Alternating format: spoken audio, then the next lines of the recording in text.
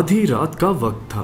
तमाम सड़कें सुनसान नजर आ रही थीं। चारों तरफ गहरा सन्नाटा छाया हुआ था और इस सन्नाटे में उसके जूतों की एड़ियों की आवाज बड़ी भद्दी और बेसुरी महसूस हो रही थी। वो फुटपाथ पर सस्ते किराए के मकानात की तवील कतार के मिटे मिटे नंबर पढ़ता हुआ आगे बढ़ रहा था। आखिर उसे जिस मकान की तलाश थी वो मिल गया। सीढ़ियों पर चढ़ते हुए उसने उस बूढ़े आदमी की तरफ देखा जो सिर्फ बुनियान पहने आखिरी सीढ़ी पर खड़ा हुआ ताज़ा हवा हासिल करने के लिए गहरी गहरी सांसें ले रहा था। नीम तारीख ड्योढ़ी में उसने लेटर बक्सों पर लिखे हुए नामों का जायजा लिया और फिर लकड़ी का जीना तय करके दूसरी मंजिल पर आ गया। कॉरिडोर में कदम रखने से पहले उसने मुतजस्सिस नजरों से मुख्तलिफ कमरों के बंद दरवाजों को देखा और फिर मोहतात अंदाज में आगे चलने लगा। वो छोटे कद और छरीरे जिस्म का एक नौजवान था। सर पर तिनकों का बना हुआ हैट रखा था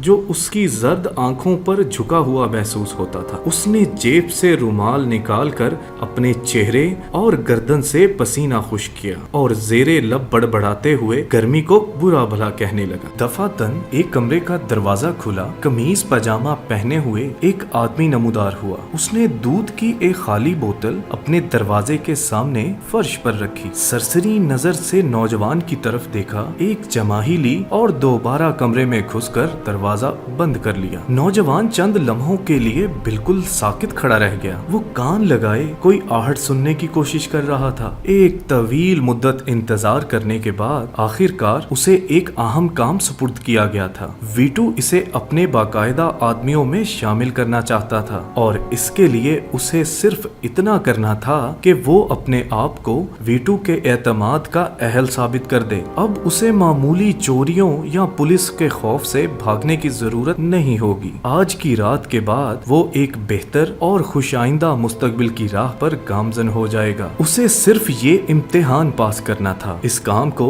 खुशसलूबी से अंजाम देना था। हर पिस्तौल बाज को वीटू के गिरोह में शामिल होने से पहले इस आजमाइश से गुजरना पड़ता था। बिल्कुल इसी तरह जिस तरह बेसबॉल टीम में मुंतखब किए जाने से पहले हर खिलाड़ी को अपनी सलाहियत का लोहा मनवाना पड़ता है। वीटू की मिसाल बिल्कुल किसी कोच या उस्ताद की तरह थी और वो अपनी टीम में सिर्फ बेहतरीन आदमियों की शमूलियत पसंद करता था। यही वजह थी कि इसका गिरोह अब तक मजबूती के साथ कायम था, जबकि दूसरे बहुत से गिरोह पुलिस का दबाव पड़ते ही अपना धंधा समेट कर भाग निकले थे। वीटू जो कि सिसली का बाशिंदा था, बहुत होशियार और चालाक ज़हन का मालिक था। अब तक कोई इसे नीचा दिखाने में कामयाब नहीं हुआ था। वीटू के गिरोह के तमाम आदमी किसी टीम की तरह नज़्मो ज़ब्त के साथ काम करते थे और उसके हर हुक्म पर बिला चूं चरा अमल करने के लिए मुस्तैद रहते थे। सिर्फ इसी तरह के मुनज़्ज़म गिरोह में शामिल होने के बाद कोई अपने आप को महफूज ख्याल कर सकता था। मगर ये बात भी अमर वाक़या थी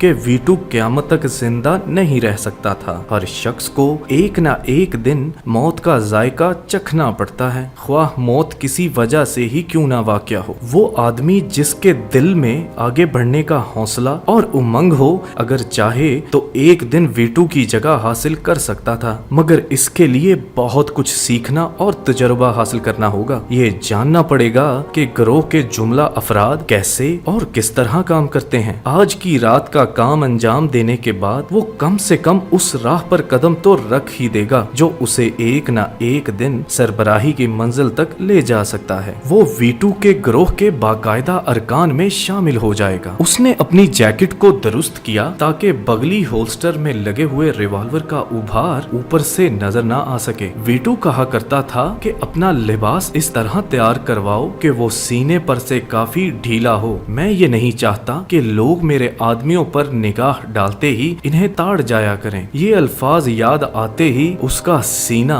फख्र से फूल गया। वीटू ने उसे ये बात कहकर गोया ये मान लिया था कि वो उसे अपने आदमियों में शुमार करता है। फिर इस बात से ये भी जाहिर होता था कि वीटू को यकीन था कि वो आज की रात जरूर कामयाब होकर लौटेगा। उसने ये भी कहा था कि देना ही पड़े तो बेशक उसे पहले रकम दे देना, हाँ मगर ख्याल रखना कि वो तुम्हारे हाथ से बचकर ना निकलने पाए। उसने जैकेट के अंदर अंदर हाथ डालकर इशारिया 45 बोर के रिवॉल्वर को होल्स्टर में कुछ ढीला किया और उसका सेफ्टी बटन भी खोल दिया। फिर कॉरिडोर के आखिर में वाक़या कमरे की तरफ बढ़ा। माचिस जलाकर उसका नंबर देखा, फिर हाथ उठाकर लगातार 3 बार और फिर कुछ रुककर मजीद 2 बार दस्तक दी। उसके कानों में दरवाजे की दूसरी जानिब फर्श के तख्ते चरचराने की आवाज आई और फिर किसी ने फंसी फंसी आवाज में पूछा, कौन है? मैं हूँ, प्रीटी, उसने सरगोशी में जवाब दिया। मुझे वीटू ने तुम्हारे पास भेजा है। एक तवील सकूत के बाद दरवाजे की कुंडी गिरने की आवाज सुनाई दी। फिर कफल खोला गया और फिर दरवाजा आहिस्ता आहिस्ता खुलना शुरू हुआ। इसे दरवाजे की दूसरी जानब कुछ भी नजर नहीं आ रहा था। कमरा अंदर से बिल्कुल तारीक था। अंदर आ जाओ, इसी आवाज ने कहा। उसने एक गहरी सांस ली और कमरे में दाखिल हो गया। उसकी आंखें चारों तरफ फैले हुए अंधेरे में देखने की कोशिश कर रही थीं और जिस्म का हर उज़ू अपनी जगह चौकन्ना और होशियार था। अचानक छत पर लगा हुआ एक तेज बल्ब रोशन हो गया। एक पल के लिए उसकी आंखें झपक गईं। अपने पीछे दरवाजा बंद होने की आवाज सुनते ही वो तेजी से घूमा। उसका हाथ बगली होल्स्टर में लगे हुए रिवॉल्वर की तरफ बढ़ा, मगर फिर दरमियान में ही रुक गया, क्योंकि उसकी नजरों ने एक दूसरे रिवॉल्वर की नाल को अपनी जानब उठे हुए देख लिया था। उसने रिवॉल्वर और उस पर लगे हुए साइलेंसर को पहचान लिया। आजकल आम तौर पर पिस्तौल बाज इसी किस्म के रिवॉल्वर इस्तेमाल कर रहे थे। वो आदमी कम से कम 6 फुट 3 इंच लंबा जरूर था। इस मुनासबत से उसका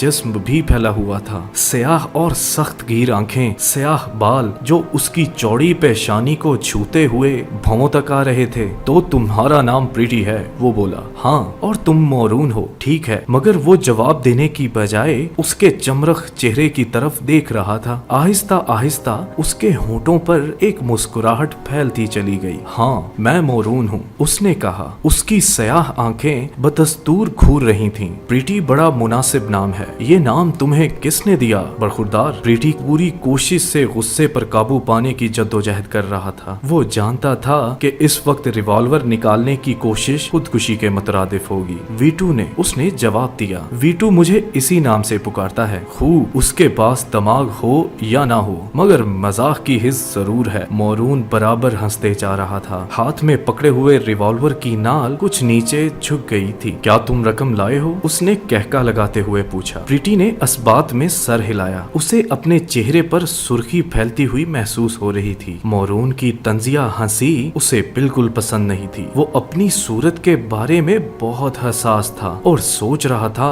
कि रुखसत होने से कबल वो इस कमबख्त के चेहरे पर एक गोली जरूर मार देगा।